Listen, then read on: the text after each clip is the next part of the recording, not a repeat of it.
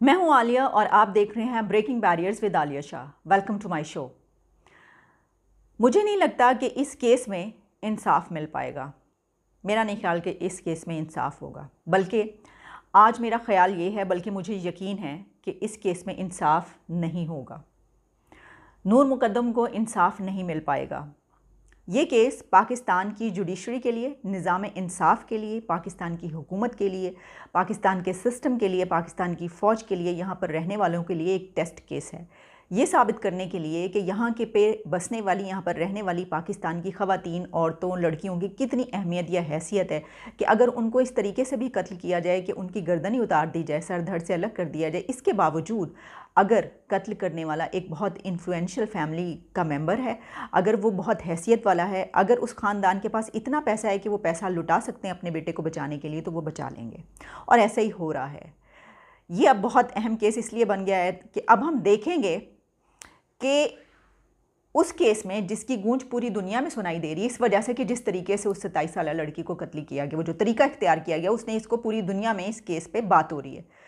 तो इसके बावजूद शायद इसमें, शायद क्या बल्कि मैं कह रही हूँ कि मुझे लगता है कि इसमें इंसाफ नहीं में होगा।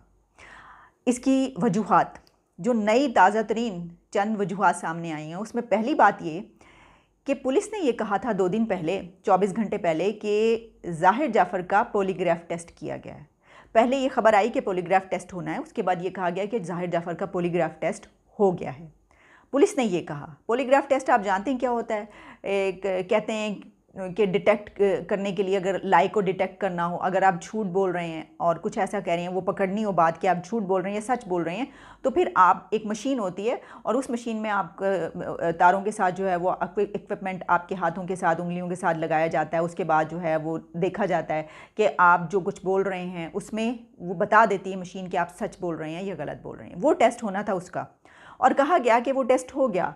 लेकिन अब मैं देख रही थी कि लेट नाइट समा न्यूज़ पर ये न्यूज़ चली है, जो कि बाकायदा उन्होंने एक ब्रेकिंग न्यूज़ के तौर पर और अलर्ट के तौर पर चलाई, और जिसमें ये बताया गया कि वो टेस्ट नहीं हुआ, पुलिस ने झूठ बोला था। पॉलीग्राफ टेस्ट के लिए जो है वो, जो उसको ले जाया गया, उसका टेस्ट नहीं लिया गया। अच्छा, और क्या कि उसने ये कहा कि उसको, वो बेहोश हो रहा है, उसको जो हार्ट अटैक होने लगा है, वो बहुत परेशान है, वो घबरा गया। ये वाली सारी चीज़ें सामने आई, ये पहले भी आती रही हैं। और सबसे बड़ी बात तो देखिए, ये तो हम एक इस टेस्ट की बात करें, ये नहीं हुआ। आप सोचिए कितना बड़ा झूठ, इतने बड़े केस पर इतना बड़ा झूठ बोल दिया कि उसका टेस्ट हो गया और वो टेस्ट नहीं हुआ। आपको याद होगा जब पहले दिन ज़ाहिर जाफ़र को अदालत में लेकर आए थे, पुलिस लेकर आई थी, तो एक पुलिस वाला जो है वो बोल रहा था कि बड़ा काबिल बच्चा है जी। मैंने उसी वक्त वो बात पकड़ी थी और मैंने कहा था कि ये इसने बात क्यों कही? एक ऐसा आदमी, एक ऐसा लड़का जिसने एक लड़की को इतने बेईमाना तरीके से कत्ल किया कि उसकी गर्दन ही अलग कर दी, तो उसके मुतालिक कह रहा बड़ा काबिल बच्चा है। कहीं इसको पैसे तो नहीं दिए? तो कहीं की बात नहीं है, उसको पैसे दिए गए होंगे। इस वक्त एक आम हवलदार से लेकर ऊपर तक खूब पैसा चल रहा है और वो नज़र आ रहा है। और यही वजह है कि जो मैं आपको कह रही हूँ कि मुझे नहीं लगता कि इस केस में इंसाफ हो पाएगा। ये भी याद रखिएगा, कुछ और बातें आपको बताती हूँ।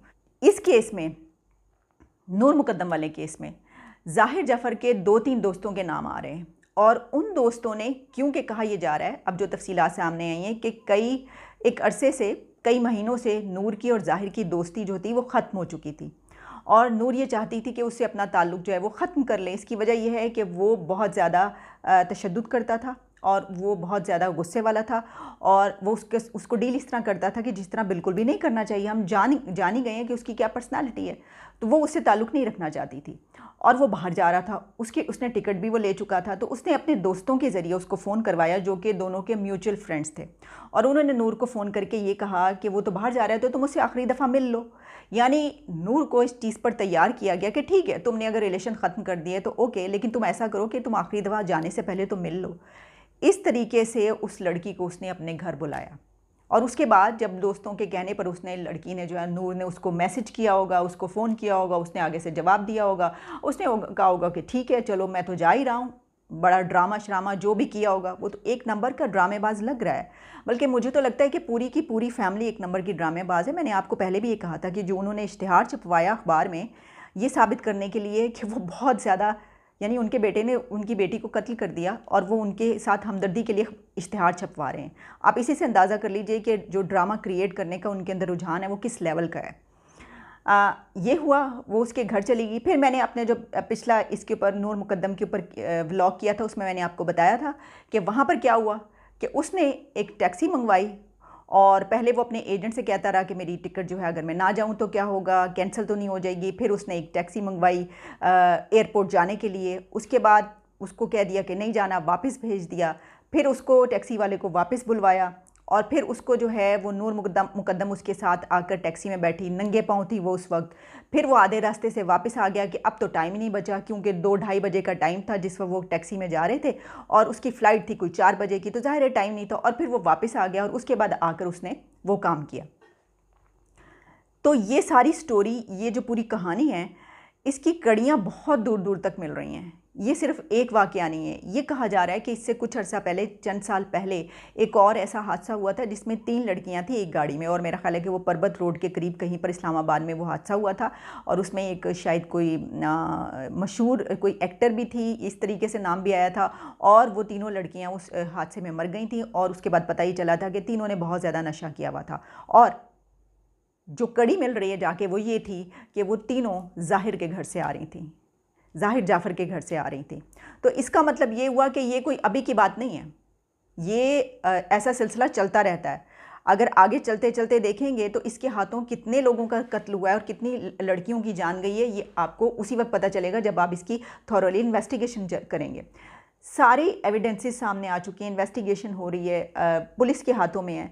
लेकिन ये जो वज़ीर दाखिला साहब ने एक बात कही कि मेरा बस चले तो मैं खुद उसको गोली मारूं, ये तो मतलब एक आम जो अनपढ़ जाहिल लोग होते हैं वो इस तरह की बात करते हैं ना।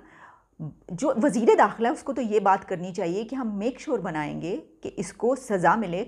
उसका तरीक़ाकार बताते, उसका बताते कि इस वक्त वज़ीर आज़म ने ख़ुद उनके हाथों में ये केस, वो खुद देख रहे हैं इसको, उनकी नज़र है इसके ऊपर, या कोई और जिस तरीके से एक प्रोसीजर चलता है बताते कि हम किस तरीके से रोकेंगे कि इसके ऊपर जो है अगर कोई इन्फ्लुएंशियल किसी पार्टी की तरफ से जो है वो कुछ इस्तेमाल करने की कोशिश नहीं। ये बात कहना कि हर पाकिस्तान का हर बंदे का यही दिल कर रहा है कि खुद उसको जाकर गोली मारे, ये तो एक ऐसी बात है जो मैं क्या कहूँ, इस पे तो बात ही नहीं करनी चाहिए। वैसे ये वाली बात क्या कहूँ मैं, वज़ीर दाखिला एक ऐसी बात कर रहा है तो उसके ऊपर आप क्या कहेंगे, आप मुझे बताएं। लेकिन मेरा आज ये बात करने का मकसद ये है कि मुझे बिल्कुल नहीं लगता कि इस केस में इंसाफ हो पाएगा, क्योंकि अभी तो ये स्टार्ट है। अभी से जिस तरीके से समझ आ रही है, वो हर जगह पर जहाँ पर भी उसको ले जाया जाता है, वो अपने, एक तो सबसे बड़ी जो प्ली इस्तेमाल की जा रही है वो ये है कि वो नशा करता, यानी ये कि वो उसको थेरेपी की ज़रूरत है और वो एक ऐसा बंदा है कि जिसका इलाज होना चाहिए। और ज़ाहिर है कि जिस बंदे का इलाज होना चाहिए तो उसने तो एक ऐसी कंडीशन में, जुनूनी कैफियत में वो कत्ल किया है जो कि बिल्कुल गलत है। जिस तरह मैंने आपको बताया कि पूरी प्लानिंग की गई है, पूरी प्लानिंग की गई है और बाकायदा उसको अपने घर जो है बुलवाया गया है अपने दोस्तों से कहकर, और इसमें सब लोग शामिल हैं।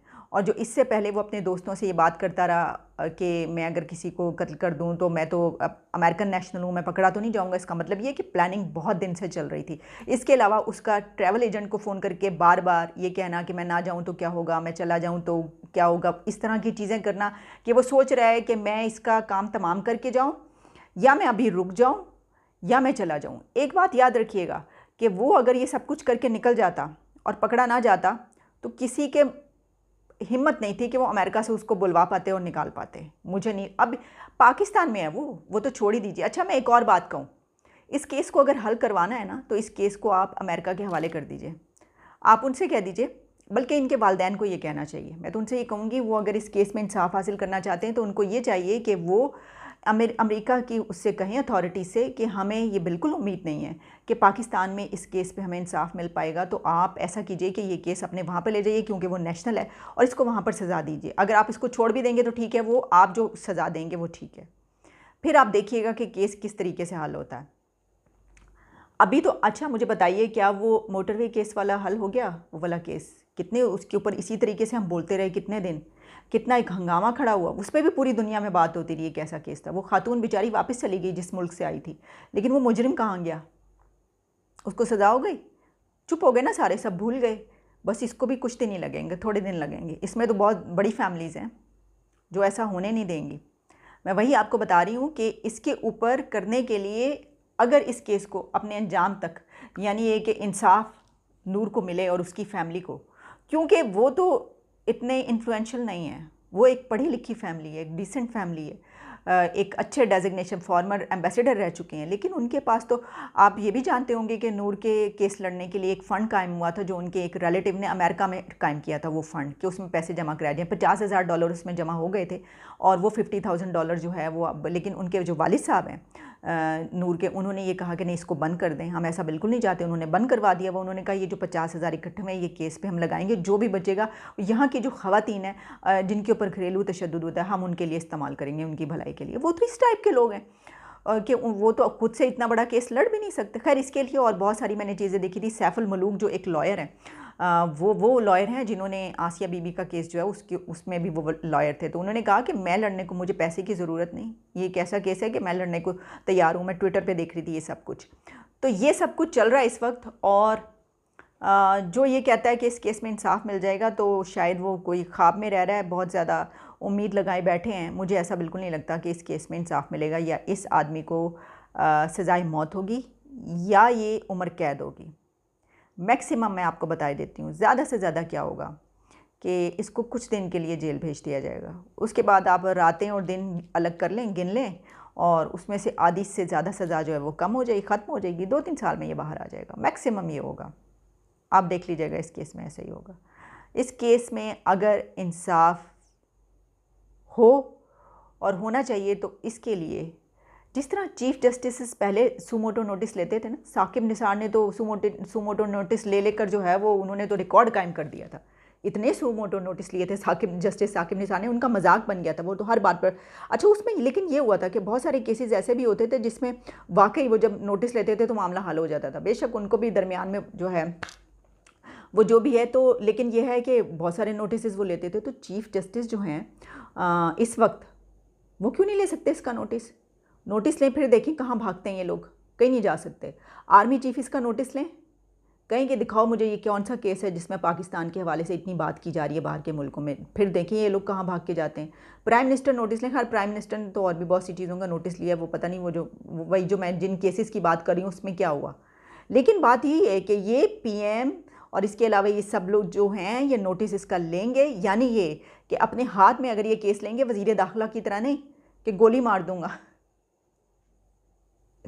नूर मुकद्दम के केस के मुल्ज़िमों को किसी कीमत पे नहीं छोड़ेंगे, और मेरा बस चले तो मैं उसको गोली मार दूं।